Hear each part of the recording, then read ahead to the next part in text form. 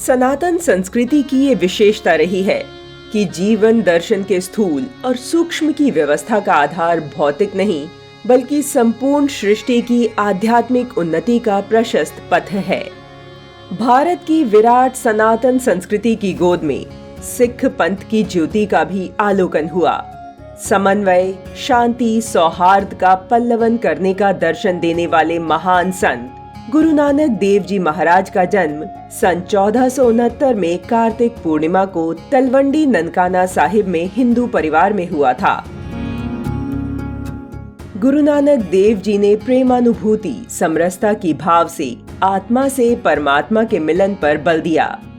एक बार जब गुरु नानक देव जी एक अत्यंत धनवान व्यक्ति के यहाँ पहुंचे और कुछ समय पश्चात जब नानक देव जी चलने लगे तो उन्होंने उस धनी व्यक्ति को अपने पास बुलाया और एक सुई देते हुए कहा, इसे अपने पास रखना, फिर अगले जन्म में मुझे वापस कर देना।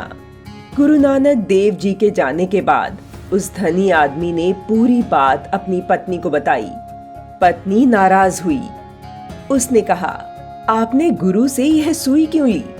वह बूढ़े हो चुके हैं, मान लो वह नहीं रहे तो आप उन्हें यह सुई कैसे लौटाओगे? उनके जैसे व्यक्ति की सेवा करना ठीक है, लेकिन उनसे कुछ भी लेना गलत है। अगर वह नहीं रहे तो तुम हमेशा के लिए उनके कर्जदार रहोगे। आप उस एक ऐसे कर्ज को मिटाने में असमर्थ रहोगे और उसकी वजह से आपको हजारों जन्म लेने होंगे। यह अच्छी बात नहीं है। किसी तरह से उन्हें ढूंढो और तुरंत यह सुई उन्हें वापस कराओ। पत्नी की ज्ञान रूपी बड़ी बड़ी बात सुनकर धनवान व्यक्ति गुरु नानक जी की खोज में निकल पड़े। काफी समय बीत जाने के बाद, लगभग 2 माह के बाद जब वह गुरु नानक जी से मिला तो वह बोला, गुरुजी, मैं इस सुई को अपने पास नहीं रखना चाहता।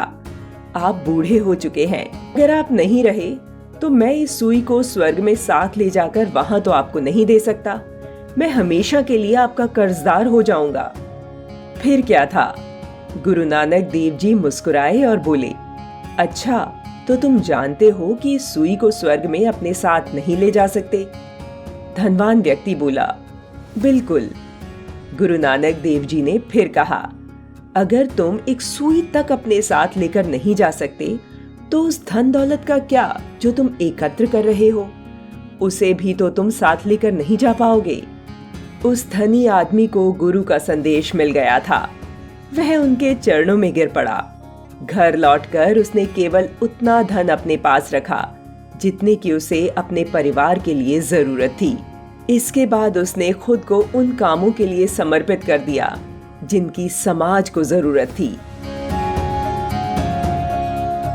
इस दुनिया में सीमित स्थान है और संसाधन भी सीमित हैं। गुरु नानक जी का मानना था कि चाहे कोई भी व्यक्ति, समाज या देश हो, जब वे अंतहीन तरीके से चीजों को एकत्र करने लगता है तो उसका परिणाम सदा एक सा होता है। खुद उसे और हर किसी को भी कष्ट और कलह का सामना करना पड़ता है। हर व्यक्ति को चाहिए कि वह अपने मन में यह तय करे कि मेरी जरूरतें क्या हैं। वह उतना ले और अपने जीवन की क्षमताओं का उपयोग दूसरों की भलाई करने में करे।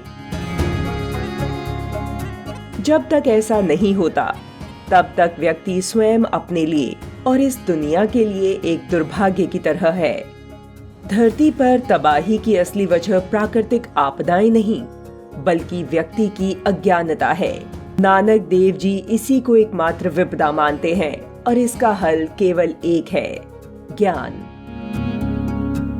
गुरु नानक देव जी ने किसी भी धर्म की निंदा किए बिना अपने पंथ के मानवीय मूल्यों के अनुसार जीवन जीने के लिए प्रेरित किया है।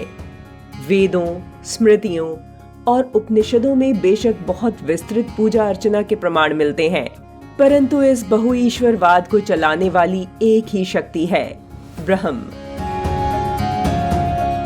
इस सबसे पहले एक सर्वशक्तिमान ब्रह्म का संकेत ऋग्वेद में मिलता है, तद एकम, अर्थात वह ब्रह्म एक है।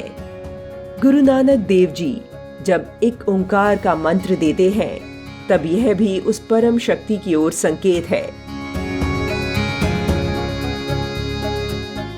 भारतीय चिंतन धारा में ब्रह्म को ही सत्य कहा गया है।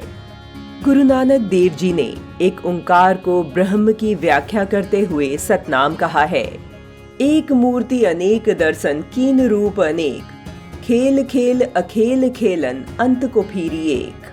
सिख पंथ के विद्वान डॉक्टर तारन सिंह गुरु ग्रंथ साहिब के साहित्यिक इतिहास में लिखते हैं कि अगर किसी आदमी को भारतीय धर्म ग्रंथ, जो कि हमारी ही परंपरागत इतिहास है, का ज्ञान नहीं है तो वह श्री गुरु ग्रंथ साहिब जी को भी नहीं समझ सकता।